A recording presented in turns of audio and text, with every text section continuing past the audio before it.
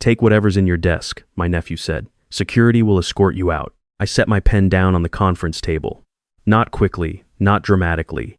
Just set it down the way you set something down when you've already decided nothing in this room has power over you anymore. Before I go, I said, you might want to call Raymond Howell.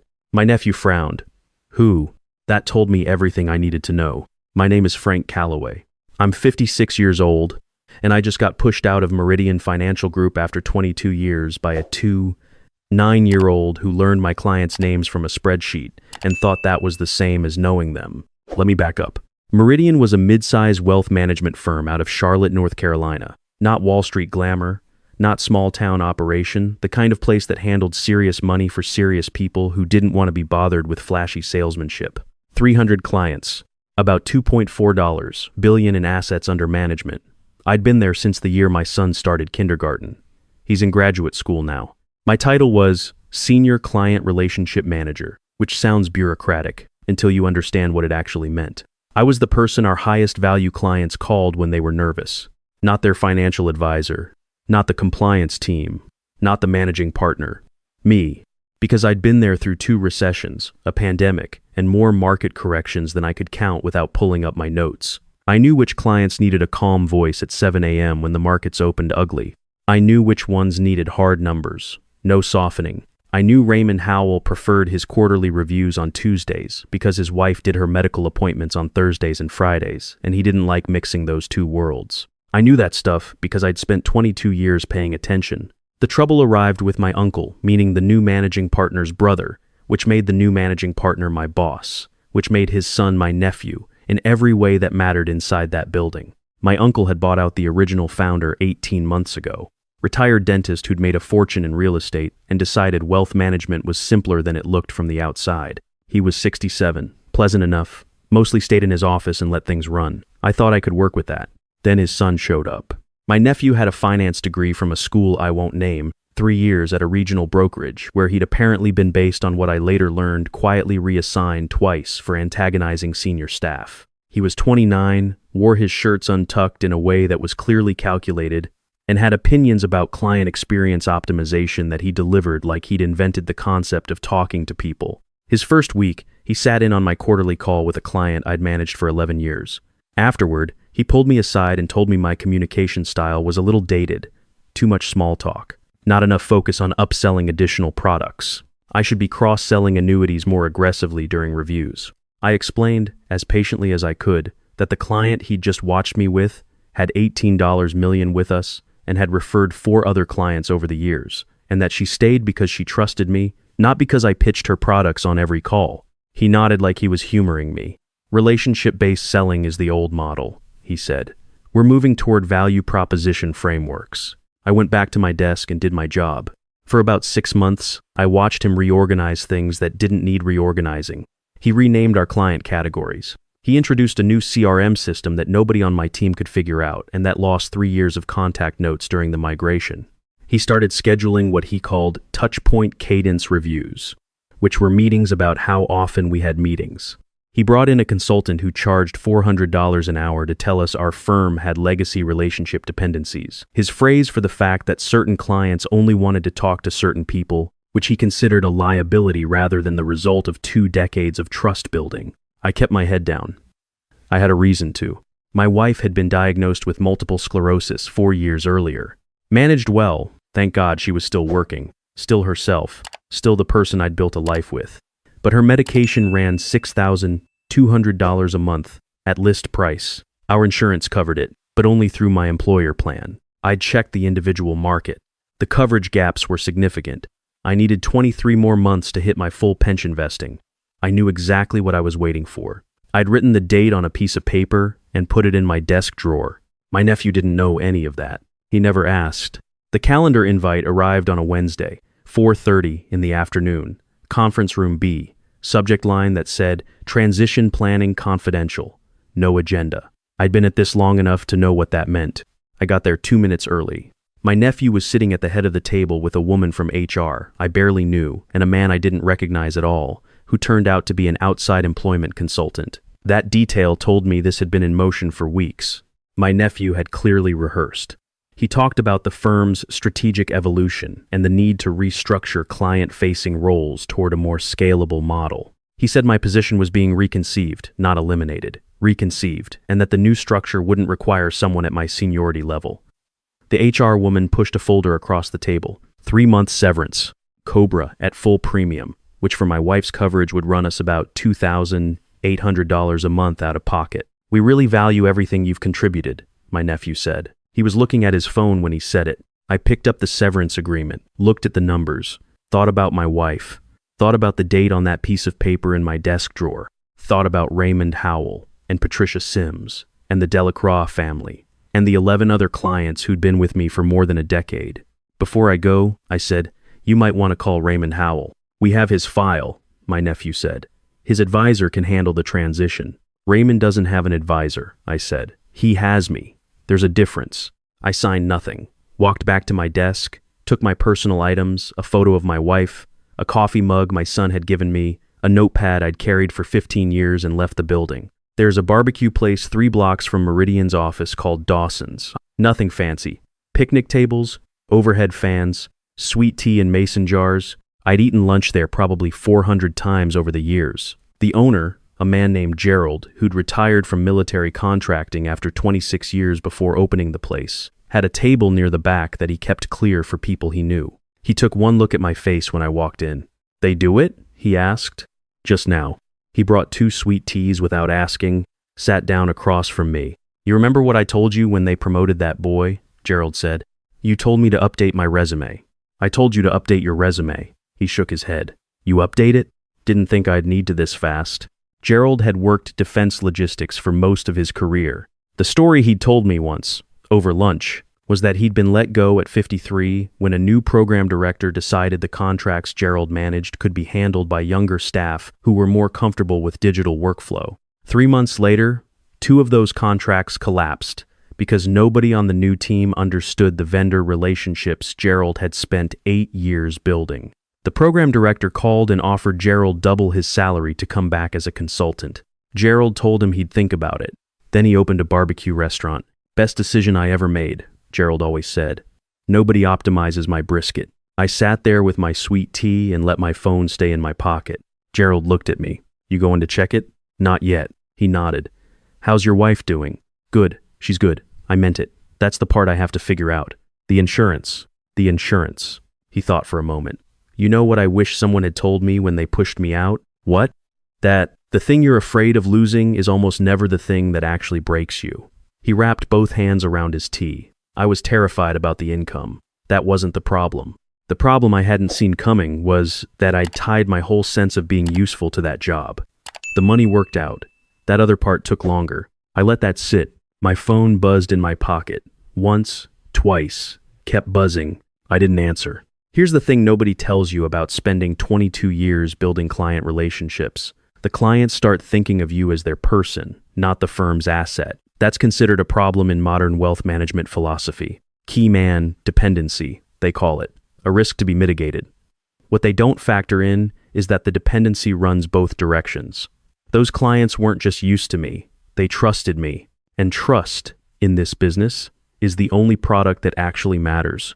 Raymond Howell was 71, retired federal judge, meticulous about everything. He had $22 million with Meridian and had transferred it there specifically because his previous firm had changed his point of contact 3 times in 4 years. He'd called me personally when he made the move. I need someone who will still be there in 5 years, he'd said. I'd been there 17 years since that call. Patricia Sims was 64, recently widowed. Her late husband's estate tied up in a trust her stepchildren were contesting. She called me at 8 p.m. sometimes just to hear that things were okay, not to check numbers, just to hear it from someone she believed. The Delacroix family was 3 siblings managing their late mother's estate, $31 million, complicated family dynamics, decisions that required someone who knew all 3 of them well enough to navigate the politics. I knew these people. My nephew knew their account numbers. The first text arrived from a number I didn't recognize, turned out to be the junior advisor my nephew had assigned to transition my book. His text said, Mr. Calloway, do you have a moment to walk me through some of your client notes? We're having trouble locating some of the background in the system. I thought about the CRM migration. 3 years of notes, Gone. I'd kept my own records, of course, on my personal laptop, backed up, organized by client going back to 2003. The kind of institutional knowledge you build when you're actually paying attention instead of optimizing touchpoint cadences. I didn't respond to the text. My phone kept filling up.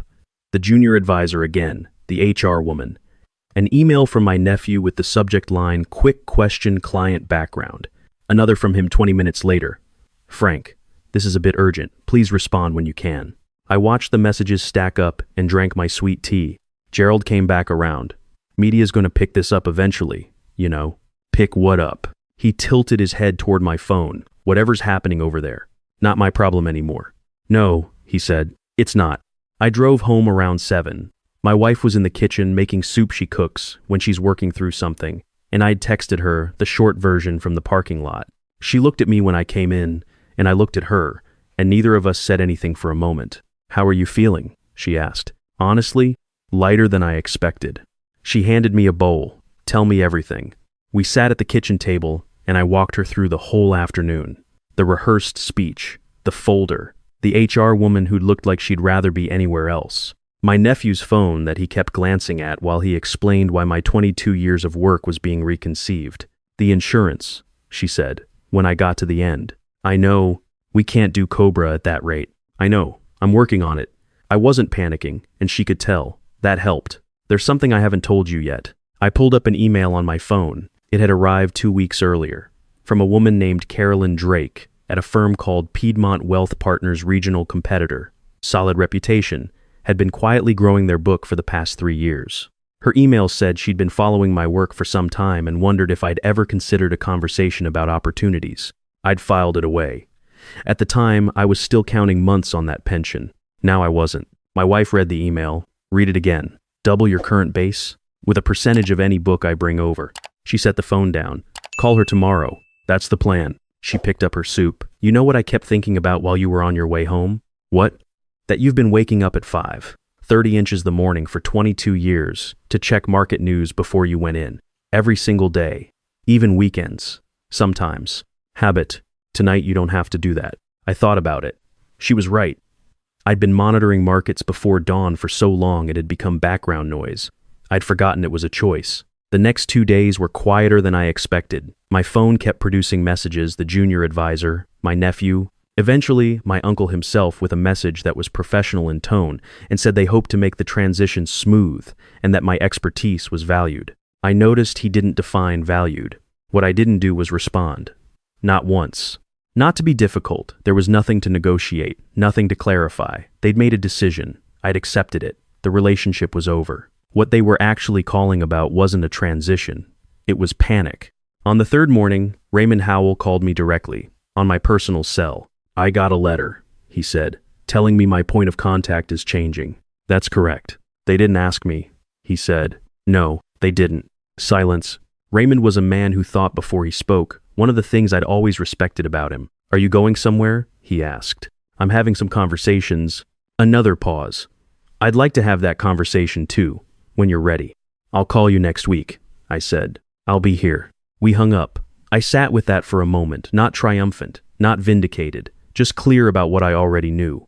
Raymond Howell was going to go where I went, not because of me specifically, but because of 17 years of Tuesday morning calls and the fact that I knew his wife's name and his daughter's medical situation and the reason he'd left his previous firm. That knowledge didn't belong to Meridian. It had never belonged to Meridian.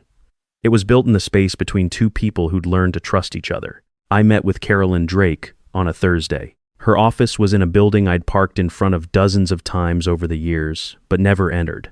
She was around 50, direct without being aggressive, had spent her first decade in institutional investing before moving to private wealth. She asked good questions and didn't answer them herself before I could respond, which told me something important. "What are you looking for?" she asked. "Somewhere that understands that client relationships are the product, not a byproduct." And at Meridian, they'd stopped understanding that. They were getting there. She nodded. "We need someone who can bring relationships, not just a resume. If clients follow you here, we'll structure your comp accordingly. If they don't, we'll still want you, but the comp looks different." "That's fair. What's your realistic estimate?" "On the book." I thought about Raymond, Patricia, the Delacroix family. 4 other clients I'd spoken with informally in the last 72 hours who'd asked, directly or indirectly, where I was landing. I gave her a conservative number. She didn't blink. When can you start? I called my wife from the parking lot. How'd it go? She asked. They're going to cover your insurance from day one. Full benefits, no gap. She was quiet for a moment. Frank, I know. That was the only part I was actually scared about. I know, I said again. It's handled. Over the following 3 weeks, I made calls, not solicitations. I want to be precise about this, because there's a legal and ethical difference, but conversations. Clients called me. I called back. I was honest. I'd left Meridian. I was going to Piedmont. I was happy to discuss what that meant for them. Every client made their own decision. I didn't pressure anyone. 11 of my top 14 clients moved their accounts. The combined assets came to a number that, when I wrote it down, made me stare at the paper for a while. I learned what was happening at Meridian through Gerald, mostly. He heard things from people who ate lunch at Dawson's. The junior advisor who'd been handed my book had apparently called Raymond Howell 3 times, and Raymond had not returned any of the calls. Patricia had sent a written request to transfer her account the same week I started at Piedmont. The Delacroix family had arranged a conference call with my nephew, which had apparently not gone well. That boy called Raymond Ray, Gerald told me one afternoon, shaking his head. First call, Ray. Raymond Howell had never in his life gone by Ray. My uncle called me personally about 6 weeks in. Not my nephew, my uncle. His voice was measured, the way voices are when someone has been coached. Frank, I want you to know, we have no interest in any kind of conflict here. We're concerned that there may be some questions about the manner in which the client transitions occurred. My clients made their own decisions, I said. Of course. Of course. A pause. I do want to be transparent with you. We've had some conversations with legal counsel about the situation. I'd expect that, I said. My counsel's name is David Marsh, if you want to have that conversation through proper channels. Another pause. Is there anything we could do, Frank, to... I'm happy at Piedmont, I said. I hope things stabilize for you over there. I hung up. Sat back in my new chair, real window behind me, natural light, no fluorescent hum, and thought about that date I'd written on a piece of paper in my old desk drawer, the one I'd been counting toward. I'd never get those 23 months. I'd lost the pension, and that was a real loss, and I wasn't going to pretend otherwise. But I'd been at Piedmont for 6 weeks, and my base was 40% higher than it had been. My wife's insurance was covered. I was sleeping through the night for the first time in years because I wasn't lying awake thinking about what I might have missed in pre-market trading. My son called on a Sunday, and I actually had energy to talk for an hour instead of being depleted before the week even started. The math was going to work out differently than I'd planned, but it was going to work out. About 4 months in, I got a call from a reporter at the Charlotte Business Journal. Meridian had filed a civil complaint not against me, but against 2 clients who had allegedly, in Meridian's phrasing, been induced to leave through improper influence. The clients in question were Raymond Howell and the Delacroix family. Both had retained their own legal counsel. Raymond's attorney had apparently already submitted correspondence to Meridian's legal team that was, by all accounts, direct. The reporter wanted my comment. I told her I had none. Raymond called me that afternoon. This is going to go nowhere, he said. I made a business decision. They can document my decision-making process all they want. I know, I said. I'm sorry you're dealing with it. Don't apologize. I've been in a courtroom a few times. He was amused. My attorney is enjoying himself. We talked for a few more minutes. He asked about my wife, whether she was doing well, asked about my son's program. These were the conversations my nephew had thought he could replace with a value proposition framework. Meridian withdrew the civil complaint 11 weeks later. My uncle sent a note, actual mail, handwritten, that said something about wishing me well in my new chapter. I filed it. The day the withdrawal was confirmed, I drove to Dawson's for lunch. Gerald set down a plate of brisket without me ordering. Sat across from me. Heard the news, he said. Case got dropped. He nodded slowly. How do you feel? I thought about it. Honestly thought about it, the way the question deserved. I'm not sure feel is the right word, I said. They made a decision based on what they thought I was worth. And now they know what I was worth. That's not a feeling. It's just information. Gerald laughed. Actually laughed. That's either the most zen thing I've ever heard or the coldest. Little of both, I said. He went back behind the counter. I ate my lunch and watched the lunch crowd move through the door. Contractors, office workers, a couple of guys in suits who reminded me of myself 15 years ago. People working through the middle of their days. I thought about my nephew, not with bitterness, more with something like curiosity. He was 29. He'd watched his approach cost the firm a significant portion of its best book in under 6 months. Whether he'd learn something from that or find someone else to blame, I genuinely didn't know. I hoped, for whatever it was worth, that he'd learn something. But that wasn't my work anymore. My son came home for a weekend in November. We sat on the back porch the first evening, watching the sky go dark over the neighborhood. The kind of quiet that doesn't need filling. "You seem different," he said. "Different how?" He thought about it.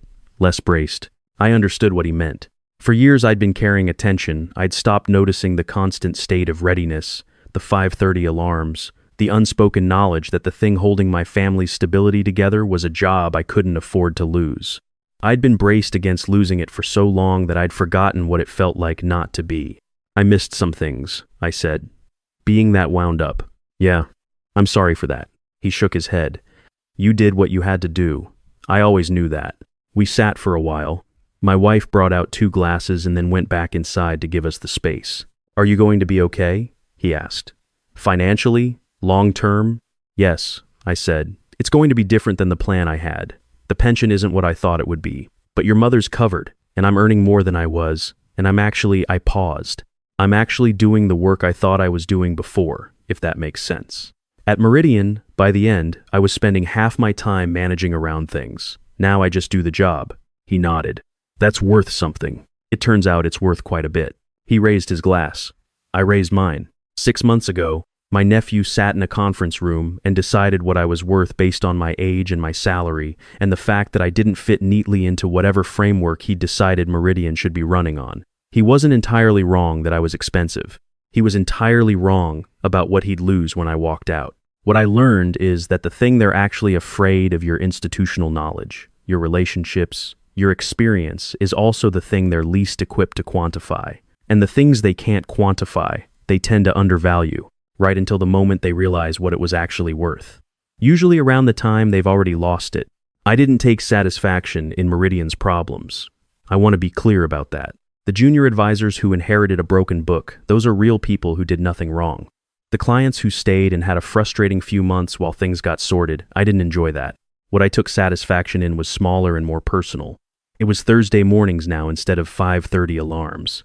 It was my wife's insurance card working every month without drama.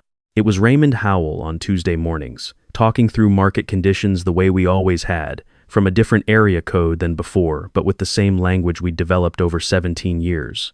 It was the knowledge that what I'd built, the actual work, the actual relationships, the actual value, had survived the decision someone made about whether I was worth keeping. It had just moved with me, because that's where it actually lived. They got rid of me in 15 minutes. What I'd spent 22 years building took them about 4 months to fully understand they'd lost. And by then, it was already somewhere else. Already doing what it had always done. Working exactly the way it was supposed to.